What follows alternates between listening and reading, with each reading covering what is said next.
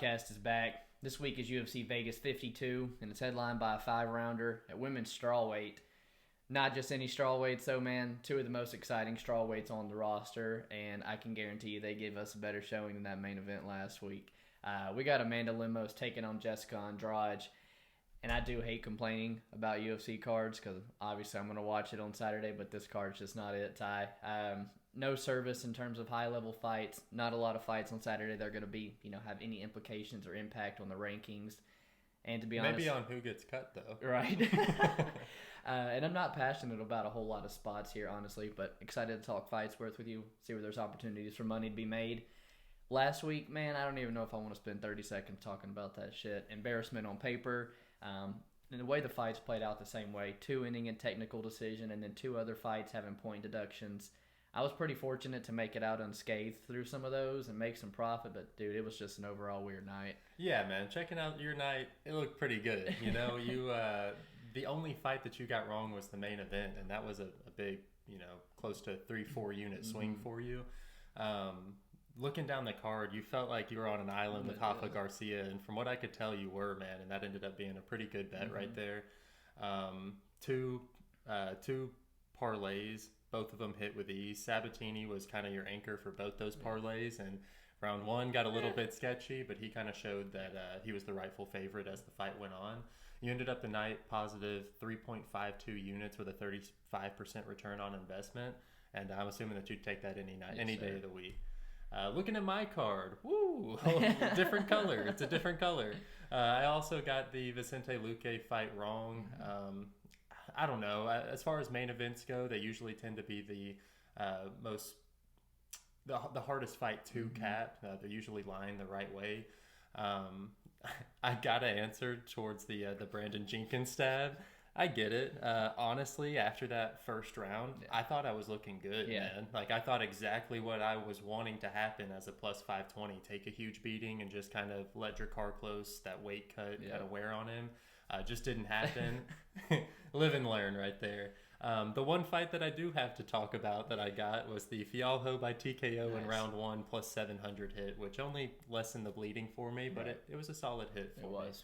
I ended up the night minus 5.66 units, and hopefully I can get back on track and not wear this hat for the 3rd week in a row. In our main event, we have a strawweight bout between 2 of the hardest hitting 115ers I could think of.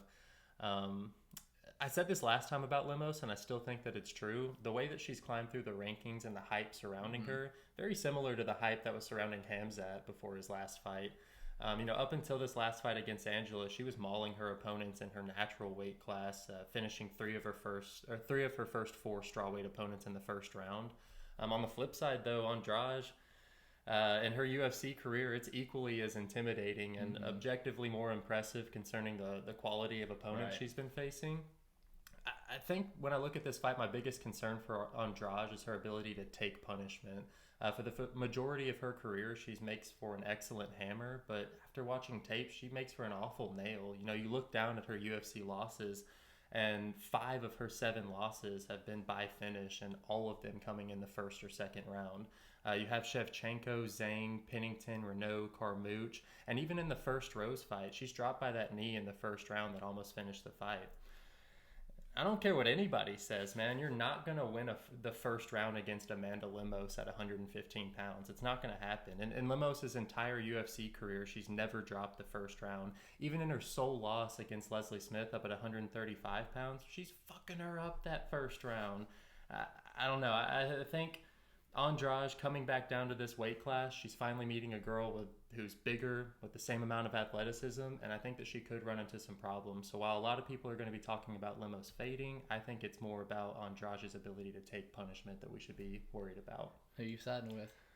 I think I'll side with Lemos, but I've kind of learned the problems with trying to get these main events right. So I'm just going to lean Lemos, but lay off of it completely. I got some action on Jessica Andrade here, man. I do think she takes this one, but I was not joking a single bit when I tell you I think this is 10 times the more exciting fight than last week's main event. These girls come to throw down, and I've mentioned it to you, a couple times over the last couple weeks. both of these girls have that style where they're the power punchers of their division, and when you're a tough girl that can use that power in the pocket, it really can take you a long way, because this is kind of one of the first time for Lemos. You don't usually have that power coming back your way, you know. Lemos, she's the new blood in the division, I guess you can say, but man, she's already 34 years old. I feel like if she needs to get something done, it needs to be right now. Where Andrade, she's just been doing the damn thing forever, man. When I look at just this win streak that, you know, Lemos is on, at Miranda Granger, you know, that's a girl that's going to be by Ashley Yoder now. Yeah, I know how you feel about Ashley Yoder. Miziki Inoue, you know, again, not a very high-level fight. And in the last couple minutes of that fight, you know, we did see Lemos kind of start to fade. She was getting held up against the cage more than you like to see. Not really what I like to see now in a 5-round main event. Lavinia Souza, that's one of my all-time favorite cashes, hitting that under 2.5 at like plus 200. But again, you know, low level, she's now cut. Bunny Ruiz, again, I know she took off the headlock and went over Cheyenne Baez, but I think she's low level too, man. So you look at Angela Hill being her best win. Angela Hill's almost a 500 fighter at 37 years old herself, and live and rewatch, I think Angela Hill took rounds 2 and 3, man. So it's close, and I just think it's been damn near a decade before Andrade has seen competition that low. She's able to mix it up. She's able to work the body, which is going to be huge for Lemos, who I think tends to fade. And Lemos has that Muay Thai style where she almost kind of gives one to take one, and I don't really necessarily know if you want to give one to Andrade, man. She's the first female with 20 fights in the UFC. She's super experienced. I went ahead with the minus 180 price tag on Jessica Andrade, but I'm getting like plus 300 on Amanda Lemos TKO, potentially even better in rounds 1 and 2. So not much of a hedger when I come to tracking, but I think I'm actually going to hedge that a little bit. In our co-main event of the evening, we got Clay Guida taking on Claudio Puelles. Dude, what an awesome co-main event, you know. Let's just add it to this list of co-main events we've been given this year. I don't even know what to think about it, honestly. I feel like the UFC needs somebody to resort these cards, because this is not the co-main event. Guida, all-time veteran. That's probably why he's getting this spot, though. You know, he's won 2 of his last 3, with the only loss coming to Marc Madsen. And Marc Madsen, you know, that's an undefeated fighter, and he's best in the area where Clay likes to take his game as well. So it's a very tricky fight for Clay Guida. In the fight with Leonardo Santos, I saw this guy still has a ton of heart, a ton of fight left in him. He is never short on cardio, lives and dies by the wrestling. Claudio Puelles, he's sitting about 15 years younger, man, you know, at 25 years old. Fraction of the experience, but he does grind in a room full of talent at Sanford MMA. He's been on the side of some pretty generous matchmaking, if I must say, with Felipe Silva, Marcos Mariano, Jordan Leavitt, and even Chris Grussmacher. But Grussmacher fight, one I kind of want to draw it to. You know, he started losing the wrestling transitions a lot in rounds 2 and rounds 3. And I think Clay Guida has a very similar style of gas tank on him that he's not going to be able to, you know, he can go 3 rounds without any issues. I think he's going to start to, wear on Claudio Puelles. And pending Guida doesn't just get guillotined right off the bat here, you know, before the fight even gets started, I think he takes the decision win here, man. Yeah, I think I'm about to mirror the exact breakdown. Personally, this isn't a fight I would have picked out either to highlight, but we have to. Yeah. Little salty at the moment because I'm sitting on the wrong side of Guida's line movement, but ultimately I think we're both leaning the right way. Guida, like you said, been doing the damn thing in the UFC for 16 years, and as far as I'm concerned, he's fighting a guy that might be the worst 4-1 UFC fighter that I've seen to date. Simply breaking down how I see this fight goes, I think it stays on the feet 50% of the time. I think it goes to the ground 50% of the fight. And on the feet, I think Guida has the much better movement, enough durability and volume that I expect him to kind of clearly outwork Puelles until he forces Puelles to either shoot for that single leg of his or Guida chooses to shoot. When I think it does go to the mat, I think the odds become significantly closer. Puelles does have those legit submission skills you talked about. But now I'm going to say this, but I understand Guida's been sub 10 times in his career. But I do think he'll be able to out-wrestle Puelles and end up on top, whether it's initiating that grappling or winding up on top in scrambles. So like you said, kind of barring that submission from Puelles, I think you just got to pick a winner, and we both picked one here. I think you're right. Look at the last 3 people of those 10 to submit Guida, though. You're looking at Brian Ortega, Charles Oliveira, and Jim Miller in round 1. So, I mean, it's some very high-level jiu-jitsu that's submitting him, something I don't know the 25-year-old has. I know you're on the wrong side of the line movement. It was like me with Rafa Garcia last week, but I personally think you got the better fighter, and I think you're going to catch a ticket. Mm-hmm. My fight of the night takes place in the flyweight division between Mudaerji taking on Manuel Kape. Excellent matchmaking, two of the more promising prospects of the division. We've both been high on Mudaerji on his 3-fight win streak in the UFC, and after dropping that debut to Louis Smolka, I think he quickly proved quite a few people wrong on his trajectory in the UFC. Looking down at both these guys' records, I think it's fair to say that they're both kind of known as finishers. 13 of Sue's 15 wins are by finish, with the majority of those coming by first-round KO, and 16 of Kape's 17 wins are inside the distance, with a solid mixture of both KOs and subs. The subs are actually what I want to touch on specifically for this fight. You know, I know we've heard all week from Kape's camp that they brought the wrestling shoes from that for this fight, and that's exactly what you want to hear from anyone facing a guy like Mudaerji, who's been submitted in all 4 of his professional losses and has shown some serious deficiencies in that area of his game. If we really try to pick through Mudaerji's record with a fine-tooth comb, you'll notice that level of competition is less than impressive, but truthfully on par with the majority of the prospects coming out of the Asian regional circuit.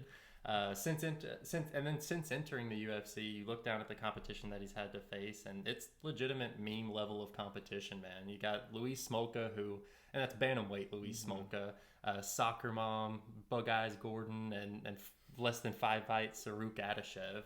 I mean, Kape was literally fighting tougher competition, climbing through the ranks of Ryzen before becoming their champ. I think if Kape sticks to the blueprint that's been laid out on how to beat Sue using that wrestling, we're in for quite a quick night at the office. If it stays on the feet, I think the odds become significantly closer because Sue does have some of the fastest hands in the division.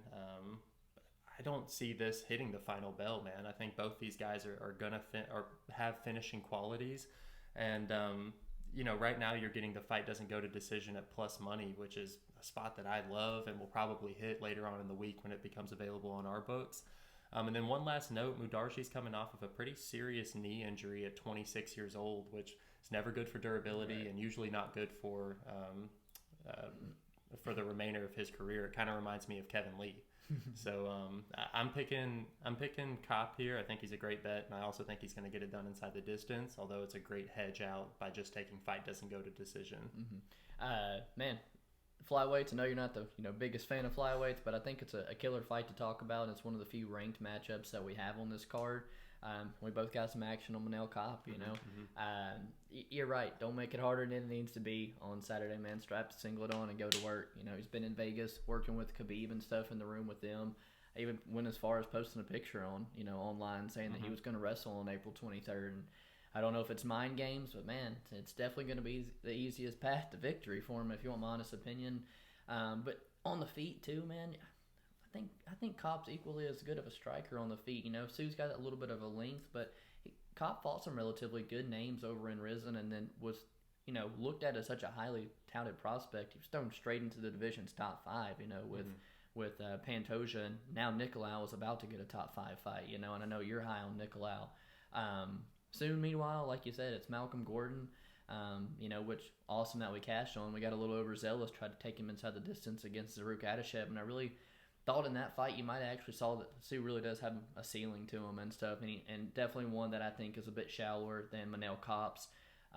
I think Kape beats him kind of on the feet. I think Kape beats him on the mat. I think we got the right side here in Manel Kape, and glad to hear you agree. Yeah. For my fight of the night, was going to be Romanov versus Tanner Boser. Tanner Boser falling out. So, man, up next, I'm going to go with my boy Jordan Wright taking on Marc-Andre Barriault, a fight that I can damn near guarantee you does not hit the scorecards on Saturday. Marc-Andre here, he's stepping in on short notice to take on Jordan Wright, and let me tell you, I bet Dana White's phone was ringing off the hook for people trying to take that fight. Jordan Wright, one of the lesser fighters in the UFC. In my opinion, he's very lucky to be a 2-2 fighter in the UFC. And as much as I really do love trying to fade this guy, I've told you numerous times, I respect him almost like no other. You know, he grew up in L.A., rich family. He didn't grow up in the, an ex-freaking drug addict. He didn't grow up in the favelas of Brazil or nothing. But the dude comes out round one like nobody I've ever seen. He is killed or be killed. You've seen 2 of his 14 fights even hit a second round. Spinning kicks, nasty knees in the clinch. But outside of that, in terms of his overall game, I don't know if there's really some substance there for Jordan Wright. We've never seen him pass like 6 or 7 minutes. We've never really seen him hit the ground. And minding Marc-Andre Barriault doesn't get knocked out before the fight even gets started again, I think we're going to see both of those things tested on Jordan Wright on Saturday. I do hate that you're coming off of a knockout loss 2 months removed, but again, I think there was a lot of people that would have been eager to take this spot against Jordan Wright here. I think he's going to put Wright on the back foot, use his typical style, man, take those kicks away with the pressure, put him on his cage, grind up against him, wear him down, mixing the takedowns. And I think he tries to put Jordan Wright away here late, and I think he's pretty successful at doing so. The under 1.5 is super tempting because it was plus money, like plus 130, and I don't think Jordan Wright has ever, seen the full minute and a half or 1.5 rounds. But if I see Marc-Andre winning this one, I think it could be extended over that 1.5 rounds. And so that's why I'm kind of laying off there. I took a shot on Marc-Andre money line at minus 150. I think you have some action on him too. And I'm seeing Jordan Wright's TKO in round 1 as high as plus 1,000 on some of the books out there. That offers an absolute killer of a hedge. That's how 11 of his 12 wins have ended. So again, I might be hedging a little bit on Saturday, but I'm going to go Marc-Andre to take him and probably finish him in the second or third round. Yeah, I would agree. And to touch on the third round, I want to bring up the Abu Azaitar. That's one that I really like going towards because we do see that Barriault can put on that pressure for an extended amount of time. Like you said, Jordan Wright, if he does going to win, it's going to be early. Barriault, up until that last fight, he had only lost by decision in his professional and amateur career. So taking that punishment has never really been an issue for him. And I doubt that Jordan Wright's going to be edging out a decision against him. So I do like that we're both on the MAB side, but the hedge out opportunity and even that fight doesn't go to decision as a parlay piece are 2 excellent opportunities. All right, so for my fighter to watch, if this tells you anything about the state of the card, I am picking Mike Jackson, former boxer, current photographer, and future UFC champ. I'm just playing. He's 0-1-1 in the UFC, kind of known as CM Punk's kryptonite, and is entering this fight as a plus 700 underdog against a guy with less than 5 professional wins on his record, man. I think a lot of people, myself included, are scratching their head as to why this fight is being made by the UFC. And it's not like, the UFC scrapping this fight together as a filler. This is the 3rd time they've had this fight scheduled. My head tells me that this is a setup fight for Dean Barry, but this has got to be one of the more favorable matchups for Mike Jackson as well, right? He's finally fighting a guy who doesn't like to wrestle, who has never seen a 3rd round in his career, and is willing to exchange on the feet against the 2011 Southeast Texas Golden Gloves winner, Mike Jackson. He's definitely got nothing to lose. Hopefully he's off the weed, and I would absolutely love for this seemingly boring fight to start off the card with an absolute shit show and Mike Jackson to get a win. So for those reasons, I am going to highlight Mike Jackson here, and hopefully we can see some history being made. Dude, man, we get 10 units to work with, and I won't put even 0.1 of those on Mike Jackson. But I have all them FanDuel and DraftKings accounts that I have some money in, and I'm, Mike Jackson honestly might see some love for me on Saturday because you're right. Dean Barry is not very good, and I don't know what he has personally done to deserve this type of price tag. We're looking at Mike Jackson. He was minus 200 favorite to CM Punk, man. So big line switch here. Now, Dean Barry probably wins this one. I would not be shocked if he goes out there and puts him away in round 1. It does seem like a setup fight for him. But again, maybe a step up in competition considering his last opponent was 6-30 getting signed to the UFC. Dean Barry's had to have done something. He's in tight with somebody to earn this spot here, and he's getting the absolute easiest fight that he could possibly get in the UFC. Man, good fighter to highlight, but it's such a crappy card. Yeah, and I do. I hope you're right. I hope we kick it off with a plus 700, kicking us off with a win. Fighter to watch for me. Opposite end of the spectrum, Tyson Pedro at minus 500. A variety of reasons I chose Pedro here. First off, again, I think he is in a phenomenal spot to win. But 2 years, more than 2 years off, I believe, at this point. And like I said, he's a minus 500, so it makes it kind of interesting on how you want to play him. When he left us, he was on a bit of a skid. He lost 3 of his last 4, and it ended up kind of being the grappling later on in the fights, that kind of caused him some trouble. Latifi, a good wrestler, in my opinion, has kind of been cheated out of some fights at heavyweight against, I don't know if he won the Bozer one or not, but definitely against the Derek Lewis and stuff, you're right. So Latifi, damn good wrestler. Shogun and OSP were able to kind of take him down, neutralize him, but man, he literally almost got OSP and Shogun out of there in the first round. I think Tyson Pedro is going to get old Ike out of there and probably one round as well. He's been out for a while, but he's been getting to work in with Tuivasa a whole bunch. You see him down in City Kickboxing as well, working with those guys during his layoff. And he doesn't honestly never look like he got like extremely out of shape or anything either. Majority of his 10-fight career has come at the very highest level. You see wins over Paul Craig and Khalil Roundtree. And the guy's only 30, so I do expect improvements to be made. I think on the feet, he's so much faster. I think he moves better than Ike. His 1-2 down the pipe is so quick and should tear Ike up. Man, Ike's made middleweight before. Tyson Pedro is not making middleweight. I think he rolls here. I'm not happy about the minus 500. I'm not happy about minus 250 inside the distance, so I don't know if I get to playing him. But Ike's been finishing his last 4 losses, and I expect Tyson Pedro to do the same thing. Yeah, no, I think you nailed it. It's like, it sucks seeing Tyson Pedro, who I kind of thought of as like a mid-tier level, even when he was in the in his UFC run up until this point, come in as a minus 500 favorite. But there's not Ike Villanueva has shown that he can lose to Jordan Wright. Yeah, he's pretty bad, dude. He's pretty bad. So and Prochniel. I hope that Tyson Pedro is kind of like fix those wrestling things. I don't think that we're going to see that get exposed in this fight. Yeah. But hopefully he has kind of made those improvements at 30 years old, coming back off that layoff. That's always that time period where I'm okay with fighters taking that layoff off to kind of work, sharpen up their skills. Yeah. And come back, and maybe he looks like a completely different fighter at his stature, his reach, everything else. I think he could be a problem in the future for a lot of guys. All right, for my underdog, I will be picking Montana De La Rosa. This is another week where I just kind of feel obligated to choose a dog here to talk about rather than me actually playing her as a dog. As of now, Barber is getting the love, so depending on how juiced that line gets, if some good plus money comes up and Montana gets around that plus 200 range or something, I'd really consider placing a bet on her. I think the biggest advantage that Rosa's going to have in this matchup is her wrestling pressure.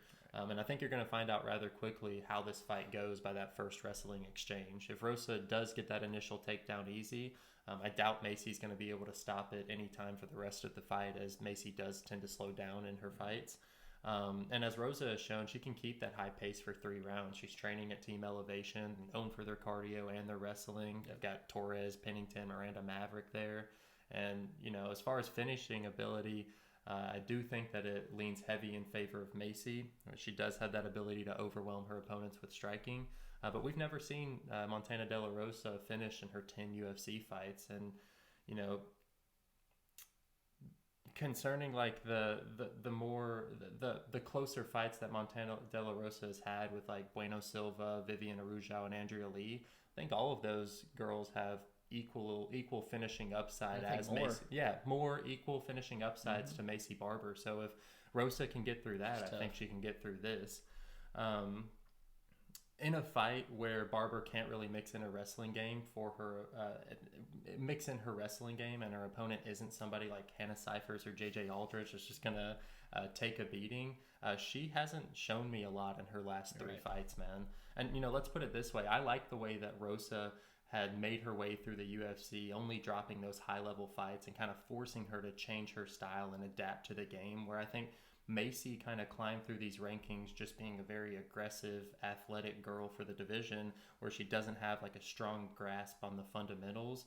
And now she's fighting girls that are roughly the same size as her, don't get overwhelmed with a little aggression, and she's running into some issues. So I lean Montana De La Rosa, and as that line climbs, I'd really consider placing a bet on her. Love it, man, to be honest with you. In a card that I looked through and kind of struggled with some underdogs too, I think there's a ton of value staring me in the face with Montana De La Rosa too. Although not in the UFC anymore, her husband's a fighter, man. You know, she lives that lifestyle 24/7, I'm sure, even outside the cage. Macy has gotten some favorable decisions, you know, the Miranda Maverick one, particularly on the scorecards. She's out of Team Alpha Male, which has got some generous scorecards in the past.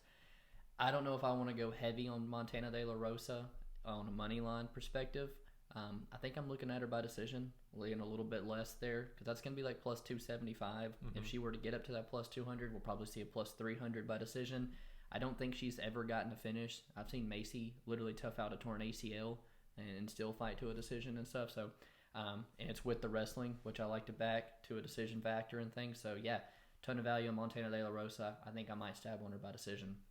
Underdog for me, I'm going to go Lando Venata. I got him at plus 122. He's now down to plus 114, so a little bit of love coming his way. He wrestled a semester at UTC where you and I went to college, man. So, you know, a little bit of love for Lando. But I also think he's in a pretty good spot to win and another good spot to put on an absolute all-time classic fight, you know. The guy starts his UFC career off in that fight with Tony Ferguson, just short notice, and honestly was inches away from finishing Tony Ferguson, had him somersaulting all across the cage, and then follows that up with the wheel kick over McDessie in the following fight. You know, you think the sky's the limit for Lando, but since then, you know, his UFC career has been all over the place. He's had some draws with Frivola and Bobby Green, all-out brawls, and it's just been hard to get him a good win streak going, kind of what I'm getting at. But in this spot, against Charles Jourdain, I like him to win, man. You know, cut to 145. I thought it looked good last time against Mike Grundy. His cardio looked good, having to wrestle a bunch, which is usually something you want to pay attention for when someone's dropping weight class. His durability is off the charts. And while I think I might favor Jourdain ever so slightly in the striking, you know, I think both of them are equally defensively unsound, equally hittable. And I think it's relatively close on the feet, whereas I think Lando, while Jourdain has the ever so slightly advantage in striking, I think that goes to Lando in the grappling here. I think we've seen Jourdain neutralized and taken down in the past, and it would be very smart of Lando to mix in a couple takedowns here. I would probably, you know, I hate banking on fights going to a decision, but I do think this one goes the full 15 minutes. Both of them are tough as nails.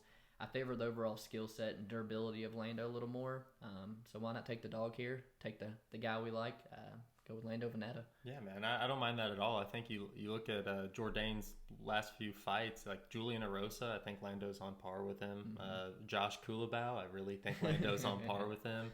And Rojo's then, a bantamweight. Rojo's a bantamweight, and then TJ Laramie had success wrestling him a few while back, right. But that is another path. Lando showed that in his last fight against Grundy, like you talked about. Yep. I think that Lando could come out here and should have been the rightful favorite, but shown that he should have been the rightful favorite. My prop of the night is Mudaerji and Manuel Kape. Fight does not go to decision at plus money. I think the UFC is looking at this, or at least the odds makers are looking at this fight. They're seeing it's a flyweight bout. Both these guys have been to decision 50% of the time in their last 4 fights. But if you look at their entire career, man, both these guys are notable finishers, and they're putting this at like a 48% chance of it going to the judges. I think it's far less. I think that it finishes inside the distance closer to 65-70% of the time, and just because of the recency bias between these two fighters, we're getting an awesome price tag on it. So for me, plus money on fight doesn't go to decision is my prop of the night. I like it, man. Sue's long, rangy, can catch you coming in. Manel Kape, we've seen him take that step down in competition from who was it, Nicolau and Pantoja. He goes up there and finishes him, O'Day and what's his name, Zumagulov in round 1, so I think he could come out here and finish Sue. Again, love it, and I think you'll probably end up getting some maybe potentially plus money on it. Prop for me, I'm going to piggyback off my underdog pick, man. Like I said, not a lot of spots I'm eager to play on Saturday. Much like Bilal plus 250 decision last week, I think is the most likely path for Lando Venata by decision, sitting at plus 250 again. You're giving me 28% of the time Lando wins this by decision. I think that potentially is closer to the 40, 50, even 60. If you're going to favor Lando, it's 100% by decision here. Outside of that spinning wheel kick against McDessie, and the submission win over Marcos Mariano, who is probably single-handedly could be the worst UFC fighter that's ever gotten signed. I think he was friends with Anderson Silva, and that's why he got signed. Lando has every other fight's gone the full distance. And then to bring up Jourdain's durability, I think even helps this fight go to decision. So while you and I, neither one have been too high on Jourdain in the past, I think he's got a lot of holes defensively in the striking and the takedown defense. And while I think it goes the full 15, I think Lando's a bit more rounded. Plus 250, I think there's a ton of value there. Double dipping on my underdog and hopefully come out with a couple units. My best bet of the night is one that we've both stabbed on already. It's Manuel Kape taking on Mudaerji. I just think that Kape's got him covered just about everywhere, and if he does follow that blueprint to beat Mudaerji, which is take him to the ground and submit him, which is what he's been talking about this whole week, I do think that we're going to see a relatively quick night at the office, and I think that he's going to finish Mudaerji. I think he can finish him on the feet. Hopefully takes that path of least resistance, takes him down, submits him like Su's been submitted 4 times. I think we're both 2-3 units deep on Kape here, man. Yeah, I think he's a good spot to win, and it looks like everybody else is thinking the same thing. Best bet for me, I'm going to go Jordan Wright. Marc-Andre Barriault doesn't go the distance. I'm sitting out there at minus 195, minus 200 on some of the books. I'm waiting for it to open up on our books. And, dude, if I can get minus 200 or below, I probably will just play that by itself. But I also think, like you said earlier, one of the safest parlay pieces on the card. Jordan Wright, never been decision in his entire life. Don't know if he knows how to go to decision. The guy's kill or be killed in round 1. He's only seen round 2 twice in his career, never fought longer than like 6 minutes. And if it is any success from Jordan Wright, it's going to be in those first couple minutes, potentially catching Marc-Andre with another shot, potentially an unhealed chin coming off a 16-second knockout 2 months ago. I think he might have his opportunities to finish early, man, but he is so hittable himself, and down the stretch, I don't trust Jordan Wright 1 second. But regardless, I think Marc-Andre is clearly the better fighter here, and if he can come out and take a punch like he's always been able to his whole career, I think his hands are going to land. I think he's going to eventually put Jordan away, and I won't even have to sweat the 3rd round. Yeah, another thing I love for that bet is after Wright even in Wright's losses, it's not like he's coming out and saying that he's going to get better, change his game plan at all. No, he's in there for entertainment, and he knows it himself. So he's going to give him the best shot to win the fight early. And as it drags on, he'll definitely give up eventually. Now we're going through our quick pick section for the podcast. And first up, we have Dean Barry taking on Mike Jackson at the welterweight division. I'm going to pick Dean Barry, but I would love to see Mike Jackson get a dub here. Same boat as you, man. I'm going to pick Barry, but honestly, I'm praying for the upset. Next up, 205, Marcin Prachnio taking on Felipe Lins. Haven't dug too much into it. I know Felipe's coming down from heavyweight, but Prachnio is a guy that I'm typically always down to fade, especially at damn near even. So give me Felipe. If Prachnio actually has finished those chin issues, I think that he could be a problem for a lot of people in the division. To be honest with you, I'll lean Prachnio, but I would never bet it. 3rd fight of the night, we have Arichi Lang taking on Cameron Else, and Ricci's going up in weight. I think it's at 135, and so. I'm gonna lean Arichi. I think I'm gonna still take Arichi Lang as well. Cameron Else, I don't think has a win outside of round 1. I don't think I can trust him outside of round 1.